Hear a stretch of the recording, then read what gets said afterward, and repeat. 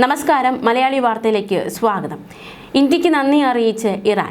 India മരുന്നുകൾ കൈമാറിയതിനാണ് Iran സർക്കാർ ഇന്ത്യയോട് നന്ദി അറിയിച്ചിരിക്കുന്നത്. ഇറാൻ തീരത്തുള്ള ഇന്ത്യൻ എണ്ണ ടാങ്കറുകൾക്ക് ഹോർമുസ് കടലിടുക്ക് കടക്കാനുള്ള അനുവാദത്തിന് ചർച്ചകൾ സജീവമാക്കിയിരിക്കുകയാണ് ഇന്ത്യ. 2 കപ്പലുകൾക്ക് നേരത്തെ അനുമതി നൽകിയിരുന്നു. പക്ഷേ കൂടുതൽ കപ്പലുകളുടെ കാര്യത്തിൽ അനിശ്ചിതത്വം തുടരുകയാണ്. ഇതോടെയാണ് ഇന്ത്യ പ്രശ്ന പരിഹാരത്തിന് ചർച്ചകൾ തുടങ്ങിയത്. അതിനിടെ രാജ്യത്തിനുള്ള LPG ഉൽപ്പാദനം കേന്ദ്ര സർക്കാർ 40% വർദ്ധിപ്പിച്ചിരിക്കുകയാണ്. 21 ഇന്ത്യൻ ചരക്ക് കപ്പലുകളും ടാങ്കറുകളുമാണ് ഇപ്പോൾ ഹോർമുസ് കടലിടുക്കിലുള്ളത്. ഇവയിലെല്ലാമായി 611 ഇന്ത്യൻ ജീവനക്കാരുണ്ട്. ഈ കപ്പലുകൾക്കും ടാങ്കറുകൾക്കും ഹോർമുസ് കടലിടുക്ക് വഴി വരുന്നതിന് ഇറാന്റെ അനുമതി പ്രതീക്ഷിക്കുകയാണ് ഇന്ത്യ. നേരത്തെ 2 കപ്പലുകൾക്ക് ഇറാൻ അനുമതി നൽകിയിരുന്നു.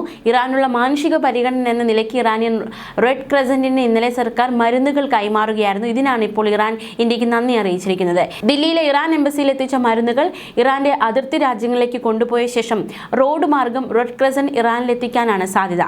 എന്തായാലും പശ്ചിമേഷ്യയിൽ ഇറാന്റെ സൈനിക നീക്കങ്ങൾ ശക്തമാവുകയാണ്. അതിനിടയിൽ ഗൾഫ് രാജ്യങ്ങൾക്കിടയിൽ പ്രതിഷേധം, ഇറാനെതിരെ വൻ പ്രതിഷേധമാണ് ഉയർന്നത്. മേഖലയിലെ സമാധാനം തകർക്കുന്ന രീതിയിൽ സായുധ സംഘങ്ങൾക്ക് ആയുധവും ഫണ്ട് നൽകുന്നത് ഇറാൻ അവസാനിപ്പിക്കണമെന്ന് 12 ഗൾഫ് അറബ് ഇസ്ലാമിക് രാജ്യങ്ങൾ സംയുക്ത പ്രസ്താവനയിലൂടെ ഇറാനോട് ആവശ്യപ്പെട്ടിരിക്കുകയാണ്. ആവശ്യപ്പെടൽ എന്നതിലുപരി ഇതൊരു മുന്നറിയിപ്പാണ് ഇറാന്. റിഫൈനറികൾക്കും എണ്ണപ്പാടങ്ങൾക്കും നേരെ ആക്രമണം നടത്തിയാൽ അത് ആഗോള ഇന്ധന വിപണിയെ ബാധിക്കുമെന്നും ഇതിന് വലിയ പ്രത്യാഘാതങ്ങൾ ഇറാൻ നേരിടേണ്ടി വരുമെന്നും സൗദി അറേബ്യ മുന്നറിയിപ്പ് നൽകി ഇറാന്. ഖത്തറിലെ റാസ് എൽ ലഫാൻ ഇൻഡസ്ട്രിയൽ സിറ്റിയിലുണ്ടായ ആക്രമണത്തിൽ ഗുരുതരമായ നാശനഷ്ടങ്ങൾ സംഭവിച്ചതായി ഖത്തർ എനർജി അറിയിച്ചു. ഗ്യാസ് ടു ലിക്വിഡ് GTL പ്ലാന്റിന് വൻ നാശമുണ്ടായി. ഹോർമുസ് കടലിടുക്കിന് നേരെയുള്ള ഭീഷണി അവസാനിപ്പിക്കണമെന്നും ബാബ് അൽ മന്ദബ് അടച്ചുപൂട്ടാൻ ശ്രമിക്കരുതെന്നും അറബ് രാജ്യങ്ങൾ ആവശ്യമുന്നയിച്ചു. അതിനിടെ സംഘർഷം ലഘൂകരിക്കാൻ പാകിസ്ഥാൻ, ഈജിപ്ത്, തുർക്കി എന്നീ രാജ്യങ്ങൾ ഇറാനുമായി നേരിട്ട് ചർച്ചകൾ നടത്തുകയാണ്. അതേസമയം ഹോർമുസ് കടലിടുക്കിൽ കുടുങ്ങിക്കിടക്കുന്ന ഇന്ത്യൻ എണ്ണ ടാങ്കറുകളുടെയും ചരക്ക് കപ്പലുകളുടെയും സുരക്ഷിതമായ യാത്രയ്ക്കായി ഇന്ത്യ നയതന്ത്ര നീക്കങ്ങൾ ഊർജിതമാക്കിയിരിക്കുകയാണ്. നിലവിൽ 21 ഇന്ത്യൻ കപ്പലുകൾ ഹോർമുസ് കടലിടുക്കിൽ കുടുങ്ങിക്കിടക്കുന്നു. അതിനെല്ലാം വളരെ സുരക്ഷിതമായിട്ട് തന്നെ ഇങ്ങോട്ട് എത്തിക്കേണ്ടതായിട്ടുണ്ട്. ചർച്ചകൾ സജീവമാക്കുന്നുണ്ട്. അതേസമയം ഈ ഒരു സാഹചര്യത്തിൽ ഇന്ത്യൻ ചരക്ക് കപ്പലുകളുടെ സുരക്ഷ ഉറപ്പാക്കാൻ ഇന്ത്യൻ നാവികസേന യുദ്ധ കപ്പലുകളുടെ എണ്ണം വർദ്ധിപ്പിച്ചു. ഗൾഫ് മേഖലയിൽ ഓപ്പറേഷൻ സങ്കൽപ് ദൗത്യത്തിന് കീഴിൽ 6ലധികം യുദ്ധ കപ്പലുകൾ നിലവിൽ വിന്യസിച്ചിരിക്കുകയാണ് ഇന്ത്യ. ഹോർമുസ് കടലിടുക്ക് വഴി കടന്നു പോകുന്ന ഇന്ത്യൻ പതാക ഘടിപ്പിച്ച LPG ക്രൂഡ് ഓയിൽ കപ്പലുകൾക്ക് യുദ്ധക്കപ്പലുകൾ സുരക്ഷാ അകമ്പടി സേവിക്കുകയാണ്. അതേസമയം ഇറാന്റെ ഉന്നത സുരക്ഷാ ഉദ്യോഗസ്ഥൻ അലി ലാരിജാനി ഇസ്രായേൽ ആക്രമണത്തിൽ കൊല്ലപ്പെട്ട സംഭവത്തിൽ ഇന്ത്യ ഔദ്യോഗികമായി പ്രതികരിച്ചിട്ടില്ല. നേരത്തെ ഇറാൻ പരമോന്നത നേതാവ് അയത്തുള്ള അലി ഖമനിയുടെ മരണത്തിൽ ഇന്ത്യ അനുശോചനം രേഖപ്പെടുത്തിയിരുന്നുവെങ്കിലും ലാരിജാനിയുടെ വധത്തെക്കുറിച്ച് കേന്ദ്ര സർക്കാർ മൗനം പാലിക്കുകയാണ്. മേഖലയിൽ കൂടുതൽ പ്രകോപനമുണ്ടാക്കാതെ സംയമനം പാലിക്കണമെന്നും നയതന്ത്ര ചർച്ചകളുടെ പ്രശ്നപരിഹാരം കണ്ടെത്തണമെന്നുമാണ് ഇന്ത്യ പൊതുവായി സ്വീകരിക്കുന്ന നിലപാട്. ഇറാനും ഇസ്രായേലും തമ്മിലുള്ള യുദ്ധം രൂക്ഷമായതോടെ ഗൾഫ് മേഖലയിലെ ചരക്ക് നീക്കം തടസ്സപ്പെടുന്നത് ഇന്ത്യയുടെ ഊർജ്ജ സുരക്ഷയെ ബാധിക്കുമെന്ന ആശങ്ക ശക്തമാണ്.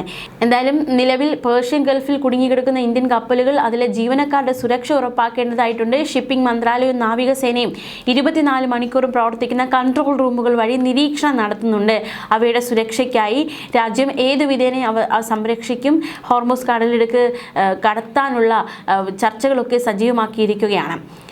അതേസമയം സൗദി തലസ്ഥാനമായ റിയാദിൽ 2 വലിയ സ്ഫോടനങ്ങൾ നടന്നതായി റിപ്പോർട്ട്. താമസക്കാർക്ക് മുന്നറിയിപ്പ് അലാം കിട്ടിയതിന് പിന്നാലെയായിരുന്നു സംഭവം. ഇറാന്റെ സുരക്ഷാ തലവൻ അലി ലാരിജാനിയുടെ കൊലയ്ക്ക് പിന്നാലെയുള്ള തിരിച്ചടികളാണ് ഇതെന്നാണ് മനസ്സിലാക്കാൻ സാധിക്കുന്നത്. റിയാദ് നഗരത്തിലെ ജനവാസ മേഖലയിൽ ബാലിസ്റ്റിക് മിസൈലിന്റെ അവശിഷ്ടങ്ങൾ പതിച്ച് 4 പ്രവാസികൾക്ക് പരിക്കേറ്റെന്ന് പ്രതിരോധ മന്ത്രാലയം വ്യക്തമാക്കി.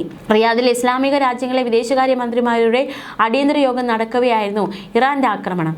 ലാരിജാനിയെ ഇല്ലാതാക്കിയ കുറ്റവാളികൾ ഓരോ തുള്ളി ഇറാൻ രക്തത്തിന് മറുപടി പറയേണ്ടി വരുമെന്ന് ഇറാൻ റവല്യൂഷണറി കോപ്പ് ഭീഷണി ആവർത്തിക്കുന്നതിനിടെയാണ് റിയാദിലെ ആക്രമണം. ടെഹ്റാനിലുണ്ടായ ആക്രമണത്തിൽ ഇറാൻ രഹസ്യാന്വേഷണ മന്ത്രി ഇസ്മായിൽ ഖത്തീബ് കൊല്ലപ്പെട്ടതായി ഇസ്രായേൽ പ്രതിരോധ മന്ത്രി അറിയിച്ചു. ദുഷ്ടസംഘത്തെ ഇല്ലാതാക്കിയെന്നായിരുന്നു ലാരിജാനിയുടെ ഉദ്യോഗസ്ഥരുടെ മരണത്തെക്കുറിച്ച് ഡൊണാൾഡ് ട്രംപിന്റെ പ്രതികരണം. ഇറാനിലെ പ്രകൃതിവാതക കേന്ദ്രമായ സൗത്ത് പാർസിലെ ആക്രമണത്തിന് മറുപടിയായി മേഖലയിലെ എണ്ണ വാതക പാടകങ്ങളും ഇറാൻ ആക്രമിച്ചു. ലോകത്തെ ഏറ്റവും വലിയ പ്രകൃതിവാതക കയറ്റുമതി കേന്ദ്രമായ ഖത്തറിലെ റാസ് ലഫാനിൽ ഇറാൻ വ്യോമാക്രമണം നടത്തി. 5 ബാലിസ്റ്റിക് മിസൈലുകൾ 4 തടഞ്ഞെന്ന് ഖത്തർ ആഭ്യന്തര മന്ത്രാലയം അറിയിച്ചു. തീപിടുത്തമുണ്ടായെങ്കിലും വലിയ നാശനഷ്ടങ്ങൾ ഉണ്ടായില്ലെന്നാണ് റിപ്പോർട്ട്. അൽ ഖാർജിലും കിഴക്കൻ മേഖലയിലും ഡ്രോൺ ആക്രമണ ശ്രമമുണ്ടായി. ആക്രമണത്തിന് പിന്നാലെ ദോഹയിൽ ഇറാൻ എംബസി ഉദ്യോഗസ്ഥരെ ഖത്തർ പുറത്താക്കി. അബുദാബിയിൽ ഹെപ്ഷൻ ബാബ് എണ്ണ വാതക കേന്ദ്രങ്ങൾ ലക്ഷ്യമിട്ട് ഇറാൻ വ്യോമാക്രമണ ശ്രമം നടത്തി. മുൻകരുതലിന്റെ ഭാഗമായി ഇന്ധന കേന്ദ്രങ്ങൾ താൽക്കാലികമായി അടച്ചു. അതേസമയം ഖത്തറിലെ ഇറാൻ നയതന്ത്ര ഉദ്യോഗസ്ഥർക്കെതിരെ നടപടി. സെക്യൂരിറ്റി അറ്റാഷെ, മിലിറ്ററി അറ്റാഷെ, ജീവനക്കാർ എന്നിവർ 24 മണിക്കൂറിനുള്ളിൽ രാജ്യം വിടണമെന്ന് ഖത്തർ വിദേശകാര്യ മന്ത്രാലയം ഉത്തരവിട്ടു.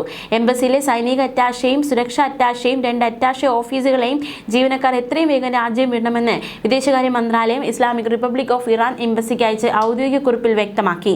ഇറാൻ എംബസി ജീവനക്കാരെ പേഴ്സൺ നോൺ ഗ്രേറ്റയായി പ്രഖ്യാപിച്ചു.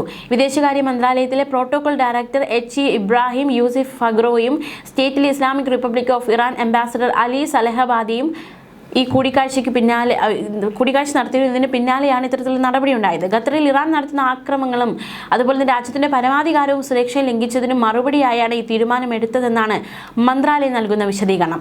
അന്താരാഷ്ട്ര നിയമ തത്വങ്ങളുടെയും ഐക്യരാഷ്ട്രസഭ സുരക്ഷാ കൗൺസിൽ പ്രമേയത്തിന്റെയും ലംഘനമാണ് ഇറാൻ നടത്തുന്നത്.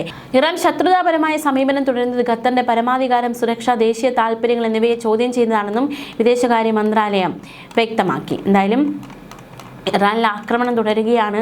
അതിനിടയിൽ നമ്മുടെ LPG നമ്മൾ രാജ്യത്തേക്ക് എത്തിക്കാനുള്ള ശ്രമങ്ങൾ നടത്തുകയാണ്. അതിനിടയിൽ ഇറാന് മരുന്ന് കൈമാറുന്നു ഇന്ത്യക്ക് ഇറാൻ നന്ദി അറിയിക്കുന്നു. ഇറാന് മുന്നറിയിപ്പുമായി 12 രാജ്യങ്ങൾ, അതായത് സംയുക്ത പ്രസ്താവനയിലൂടെ ഇറാൻ ഈ എണ്ണവാതക പാടങ്ങളെ ആക്രമിക്കുന്നത് നിർത്തണമെന്നൊരു മുന്നറിയിപ്പ് കൂടി ഇറാന് നൽകിയിരിക്കുകയാണ്. ന്യൂസ് ഡെസ്ക് മലയാളി വാർത്ത.